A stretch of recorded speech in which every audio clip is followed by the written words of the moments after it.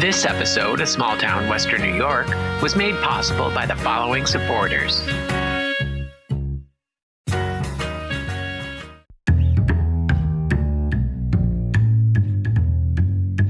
Western New York's really blessed with a Vermont-like rolling hill geography that really starts to unfold itself once you get south of Buffalo.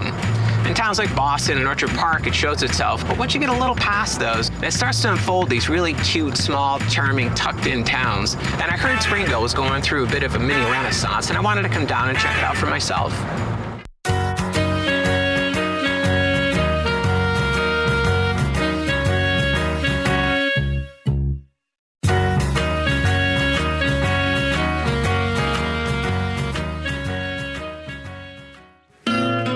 As you just saw on the intro there, on my way into town I passed a really well taken care of park with a perfect gazebo and a really imposing monument. And you know I'm a sucker for a park or a town square with a gazebo, so I had to get out and explore a little before I officially started my day in town.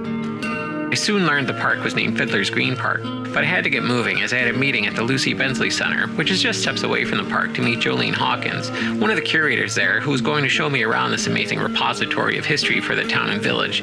It's really just one piece of the Concord Historical Society campus, which offers visitors 5 very special venues, but I'll have to come back and explore those on another episode. For this episode, though, I just wanted to learn more about the center. This is a Universalist church. It was built in 1892.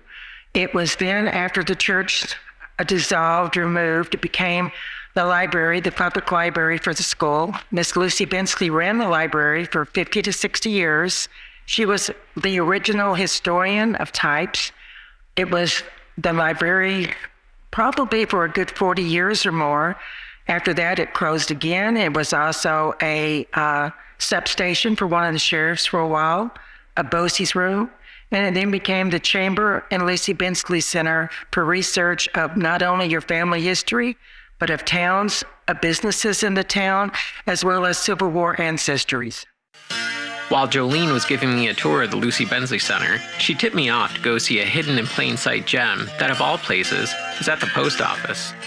Incorporated in 1834, the village of Springville is located in the southeastern area in the town of Concord. Behind me in the post office is a really great federally commissioned mural painted by Victoria Hudson Huntley in 1939 called the Fiddler's Green. The name of the painting was actually an ode to the village's original name of Fiddler's Green, and part of me can't help but wish the town didn't retain such a uniquely charming name.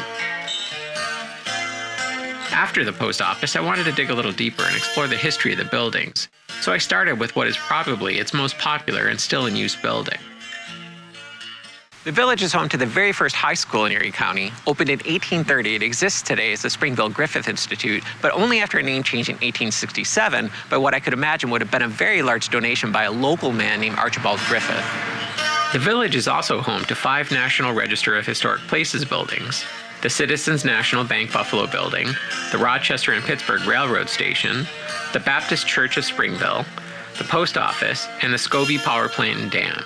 And if that wasn't enough, the town can boast 2 National Register of Historic Places listed districts, one being the East Main Mechanic Streets Historic District, and the other being the East Hill Historic District.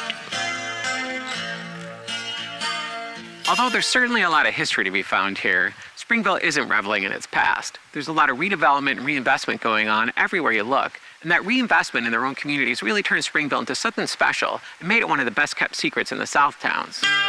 And speaking of reinvestment and redevelopment, nothing says you've arrived like a great shopping district. And the Main Street, well actually West Main, is filled with great new shops as well as ones that have been towing the line here for a long time and are Springville staples. One of the other notable features I saw when I was driving into the village for the first time was the Springville Community Trout Pond Renovation project right off Buffalo Road.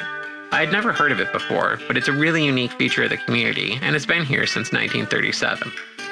In 1998, the pond suffered a 100-year catastrophic flood event that left the fish habitat destroyed and the hatchery in pretty rough shape too. But through the efforts of a group of local volunteers working hard, they have the pond back, the hatchery is being restored, and they're working on plans for a classroom facility that'll feature the promotion of aquaculture, fish birding, and conservation.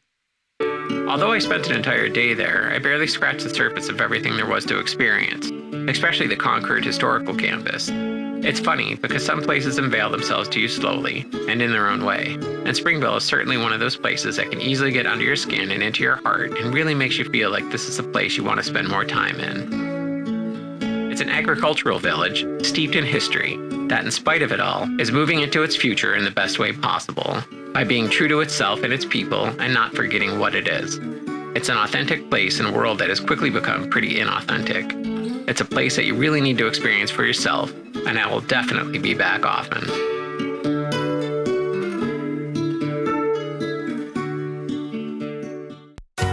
This episode of Small Town Western New York was made possible by the following supporters: